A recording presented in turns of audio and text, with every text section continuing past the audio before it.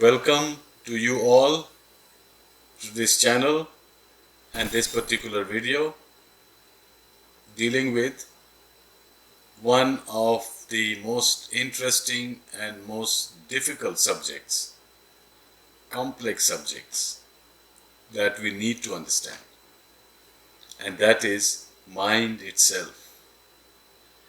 And it is always a good idea to return to the greatest minds that have existed in this world, from any part of the world, any part of history, and learn from them about some topics that affects us and some questions that bother us.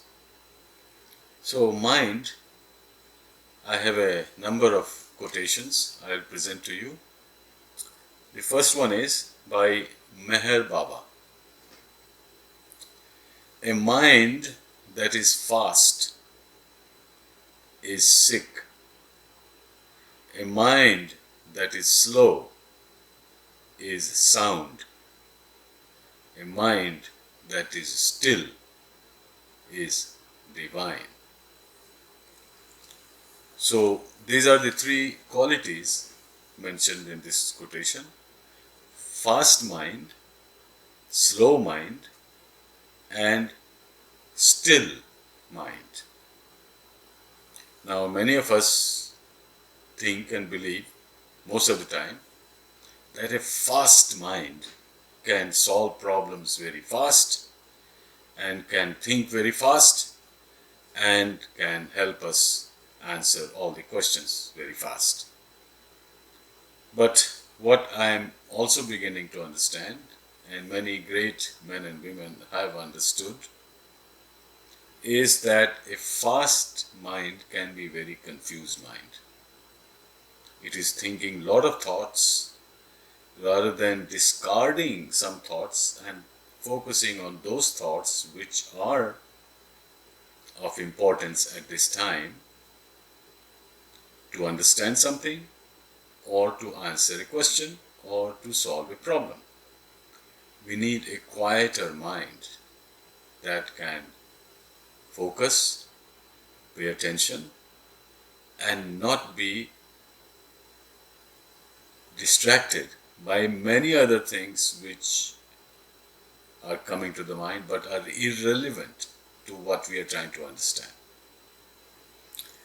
So a mind that is fast is sick, a mind that is slow is sound.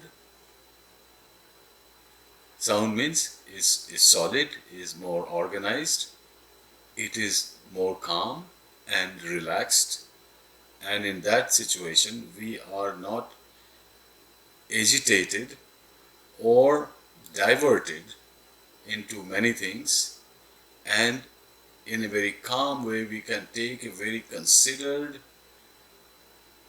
serious, and in most situations right decisions. And finally, a mind that is still is divine. When the mind is still, which means it has very few or no thoughts. So in effect, the mind is absent. It is not dead, but it is not present in your field of vision. So in that situation, what happens is that your intuition, your inner feeling, your inner wisdom arises and throw light on things you don't understand, rather than think about things you don't understand. And of course, a still mind is necessary for good rest, good sleep, and meditation. In meditation also, the outcome and the requirement for meditation is stillness of the mind. And there are many yoga practices that are dedicated to stilling the mind. And of course, you need a healthy body to still the mind. If the body is sick and in pain, it is difficult to still the mind. So a healthy, comfortable, restful body, restful mind is necessary for spiritual growth. The next quotation is by F. David Peat. A mind that remains flexible and sensitive will be in a constant process of creative change and will respond to the overall patterns of nature so that the individual can enter into these patterns in new ways. So the mind has its own way of processing and organizing information. A flexible mind is faster in learning rather than a fixed, solid and fixed mind. You believe in something, you have made up your mind, you have a strong opinions and ideas, and it doesn't change. That kind of mind is not capable of learning and rearranging itself into a new pattern as it is in nature. Organization, patterns, and deep logic is built into nature. Sometimes we understand it, sometimes we don't. So to respond to the overall patterns of nature so that the individual can enter into these patterns in new ways. That is, if the mind is flexible and sensitive. Sensitive means it can absorb, learn, and understand better. An insensitive mind works in its own way, is not affected, influenced by anything that goes around, and it doesn't allow you to learn. So a mind that remains flexible and sensitive will be in a constant process of creative change and will respond to the overall patterns of nature so that the individual can enter into these patterns in new ways. Osho says, very simple and short, an empty mind is God's workshop. A very active mind doesn't allow the subtle knowledge and the divine presence in your self. So an empty mind is God's workshop. This is, by the way, contrary to what we hear in our childhood. Our family members and neighbors would say, an empty mind is devil's workshop. And the message here is always keep yourself busy to stay out of trouble. Maybe in some situations it may work that way, but mostly it doesn't. A full mind can put you in trouble by not differentiating, not choosing the right thing to do or the right way to behave if your mind is cluttered all the time. So perhaps the intention is good, but the result is not so good in saying that empty mind is devil's workshop. I would rather live with empty mind in God's workshop. It doesn't mean that I am absent-minded all the time.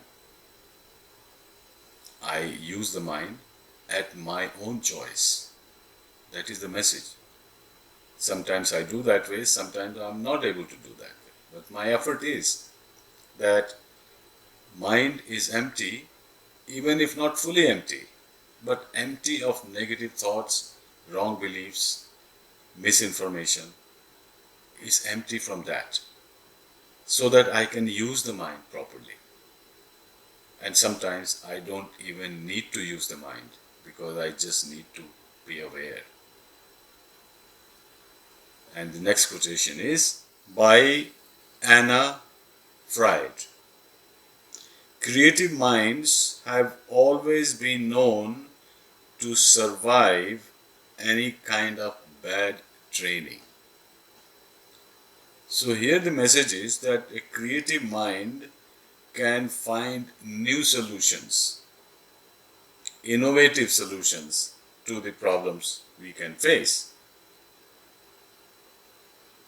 And bad training, which means getting used to or trained in bad, low quality thoughts or wrong beliefs, wrong knowledge. Sometimes we get those signals all around us. So if we are suffering from that, a creative mind is able to recognize it and help you come out or away from it and focus on something which is more real, more credible. Erwin Schrödinger, every man's world picture is and always remains a construct of his mind and cannot be proved to have any other existence. So what he's saying is that the world we think we live in and the society we think behaves or reacts like that. So this whole thing is a world picture. And a large part of that world picture is created by our senses. What we see, what we hear, what we touch and smell, all that is sensory perception. So sensory perception plus our mental impressions from our environment is the picture we create, and we live in that picture, that visual, that existence. But what he's saying is more surprising, is that that construct of mind cannot be proved to have any other existence, which means that picture that you assume, that you believe, world picture, doesn't exist anywhere other than your mind. That is a very big, strong statement, that that picture doesn't exist in reality or in any other person's mind or at any other time period or any other location. So what he's saying clearly is that your world you live in only applies to you. It doesn't exist anywhere else. So watch out. It will be, of course, better that we live in the real world rather than an imagined world of our mind. So that is a journey from perception to reality, from mental framework to existential framework, and from illusion to the truth. It's a long journey, but definitely worthwhile. Nisargadatta Maharaj goes a step further and saying, experience is, after all, a state of mind. Because how we experience, what we are influenced by, what we ignore, what we discard, is all mental activity. That's what we experience. It is not, definitely not, a state of mind. What is not a state of mind?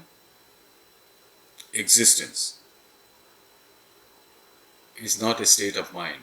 It exists with or without your mind. So I'll repeat it. Experience is, after all, a state of mind. While being, which means what actually is, being is definitely not a state of mind. This is a very straightforward quotation. I will not comment on it. If the mind can get quiet enough, something sacred will be revealed. Swami Rama has a wonderful advice if you really want to examine your strength, see how many times in a day you are disturbed. Of course, disturbance is in the mind. So if a lot of times or throughout the day you are disturbed, mentally disturbed, you can know that your mind is weak and it cannot help you to learn and grow. So if you really want to examine your strength, see how many times in a day you are disturbed, which means mental disturbance is a great obstacle in learning and growing. Joseph Peirce, man's mind mirrors a universe which mirrors man's mind. So it's another beautiful way to say that you design the world in which you live, and the world in which you live reflects what you design. So it's a very flowery way of saying it. Man's mind mirrors a universe which mirrors man's mind. This is a subtle and deep quotation by Nisargadatta Maharaj. Mind cannot know what is beyond the mind, but the mind is known by what is beyond it. So the mind cannot know what is beyond the mind. Let's suppose mind is like a lake, right? So what is in the lake, the mind can know. But if you're talking about further away from the lake, mind has never been there, then how will the mind know? Outside the lake. Similarly, it is normally accepted that the human mind was born after humanity came to existence. So before humans existed, we don't have any, as a human race, we don't have any first-hand experience or knowledge of that. We can only guess. So before mind existed and outside the scope of mind's existence, mind cannot know. But when you can visualize and imagine and experience absence of mind, quiet mind, then you will know what mind is. It's not mind knowing itself, but it is the wisdom, knowledge, intuition and experience away from the mind that enables you to know what mind is, which is essentially a process of thinking. So once again, mind cannot know what is beyond the mind, but the mind is known by what is beyond it. Carl Gustav Jung. No one has a mind. No one has a mind. Everyone has many minds. Everyone is polypsychic. Polypsychic is a technical term in psychology, which means manyness, many minds. Everyone has many minds. Like schizophrenic, that people can have more than one personality. So having many minds is called polypsychic. So he's saying everyone is polypsychic. No one has a mind, everyone has many minds. So what he's suggesting is that we don't have a mind which is vast and calm enough to absorb a variety of related and unrelated ideas and thoughts, and a variety of subtler experiences which are not mentalized yet. So there are many kinds, many shades of that exist in the mind. And many times we are affected by it. Sometimes we use a different part of mental experience, apply it to something totally different or unrelated to it. So these conflicting decisions, we give highest priority to something, but sometimes we act which is opposite of what we want to accomplish. So mind is not helpful in those situations. So I guess the subtle message is a one mind which is vast and quiet enough to learn from a variety of sources and experiences, and is in your control to help you make the right decisions at the right time in different situations. This quotation by Osho appears a bit contradictory, but in fact it is not. Silence is the space in which one awakens, and the noisy mind is the space in which one remains asleep.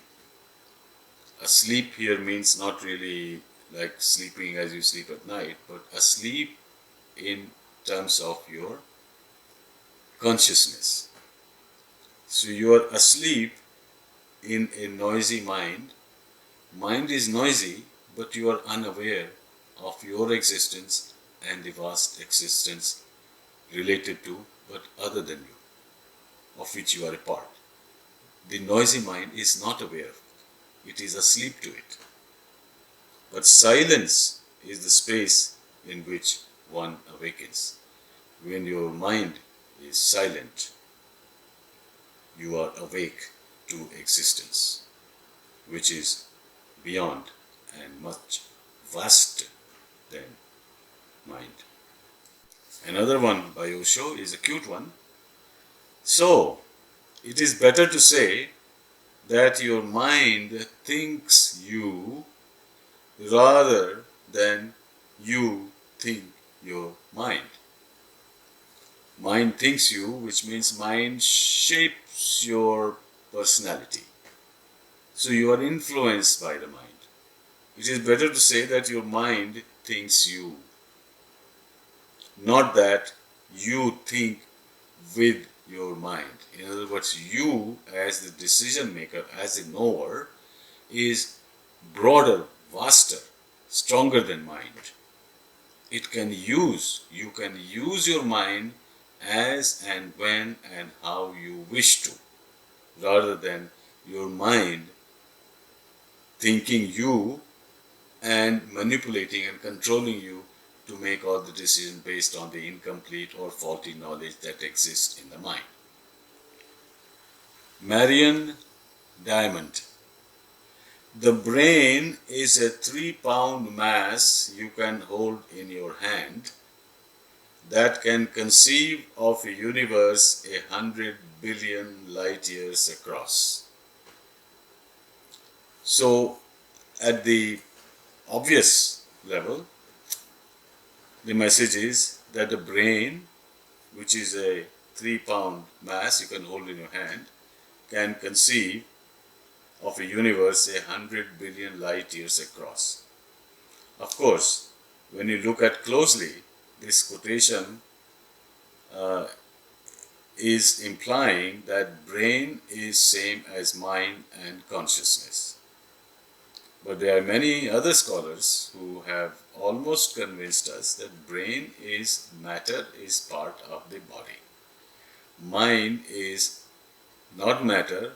It can give you the understanding and knowledge of matter, and it is not a substance that you can hold in your mind or find it located in space or at a place.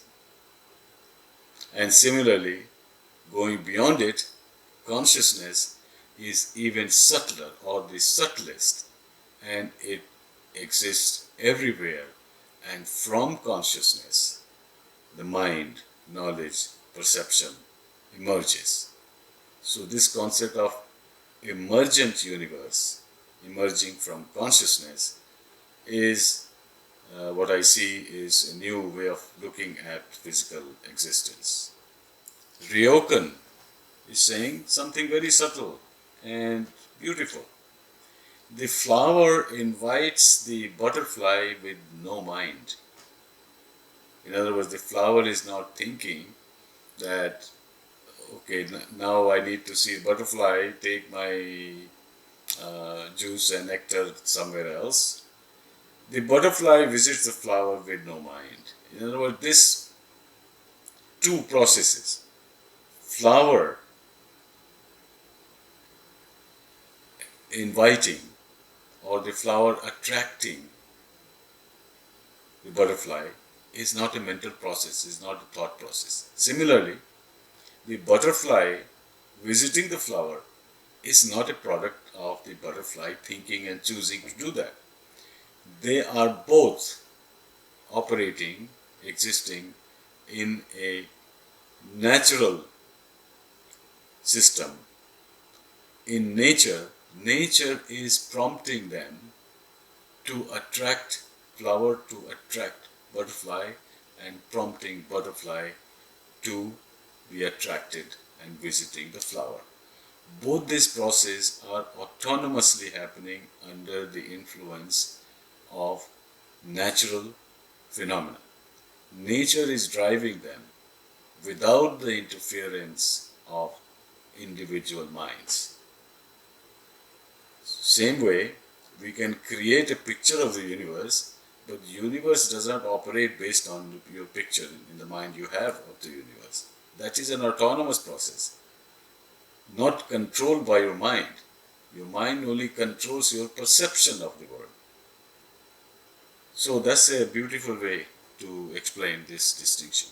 Here is another one on mental perception by H.V. Forster. The human mind does not perceive what is there, but what it believes should be there. That's an interesting way to put it. The human mind does not perceive what is there, because as some of the other great thinkers have explained to us, that the human mind depends on senses for the knowledge, information it collects.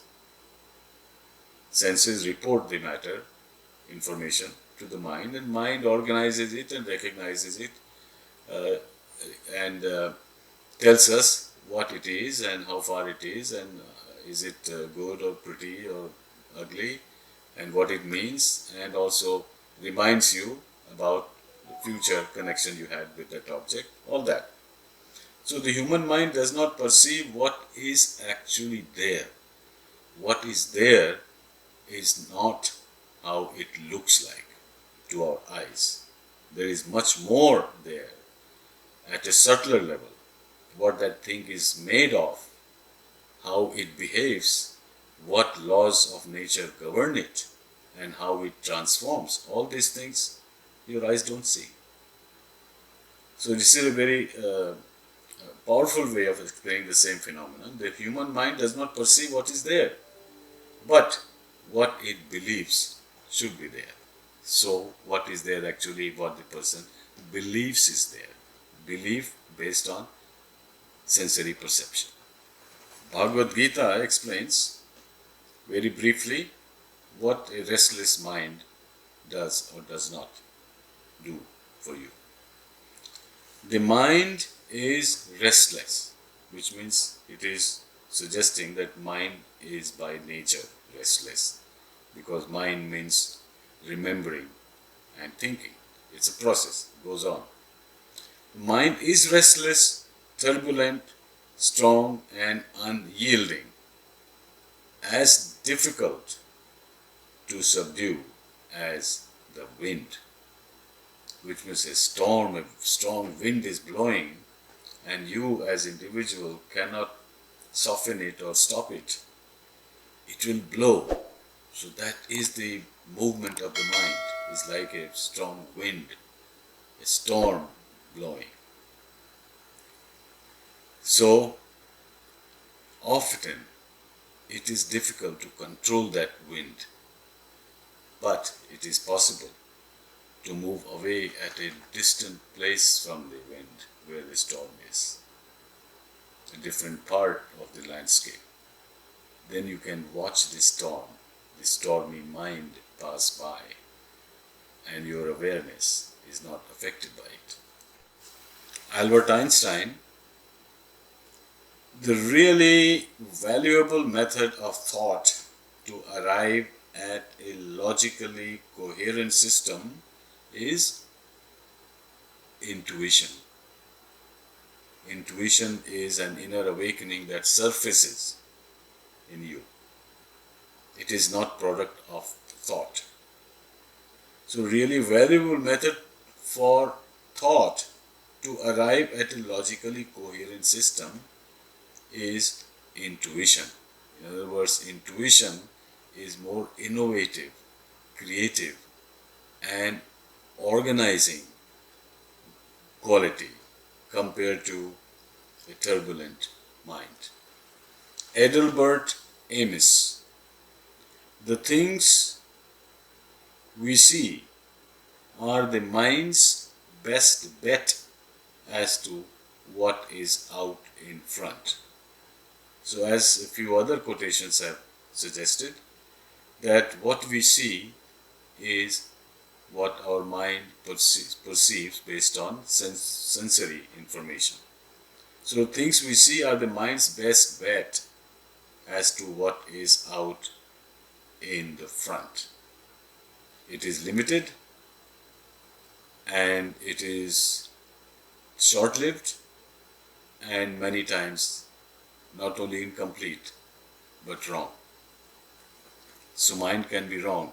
Watch out and use the mind many times but not all the time. A deep quotation by Nisargadatta Maharaj. There is the body and there is the self. Between them is the mind in which the self is reflected as I am.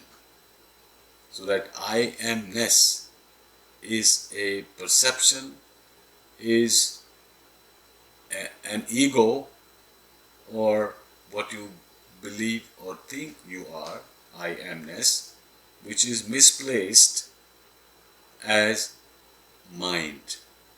Mind is between the body and the spirit. In between is the mind. Sometimes it is traveling in a more physical, material universe, sometimes into a subtler and larger spiritual universe. So mind is in between the body and soul. It's a bit subtle, but it's a good way to start. This one by Chuang Tzu. To the mind that is still, the whole universe surrenders. Surrenders here means makes it available to be known. When mind is still, you can know the universe. When mind is active, you can only be aware of your memories, past knowledge, and present observation through your senses. Both of them are very limited way to know the whole, and including your awareness and presence in the whole.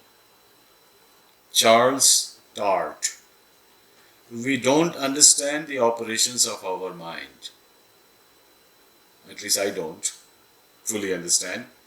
We don't understand the operations of our mind, and hence we don't operate them very well. We don't use our mind very well because we don't understand fully how it operates. So, to know how the mind operates, it is one way to stay outside the mind, leave the mental space and observe it. Then you know how the mind is working, and when you know how the mind is working, you can use the mind in a more productive and constructive way. And the last quotation in this series of quotations on mind is by Nisargadatta Maharaj. Your desire to know other people's minds is due to your not knowing your own mind. So the message is that the reason we want to know other people's mind is because we don't know our own mind. So I remember teaching my yoga and meditation students many years ago when some young women were there, and I mentioned in some context that it's very easy to know other people's mind, and I still believe that, and I know that also, that it is very easy to know other people's mind. One condition, that you know your own mind. Because all minds by and large work in the same way. Their nature is the same. Is to live in the past or imagine the future and rely on sensory perception for true knowledge. These are the three characteristics of the mind.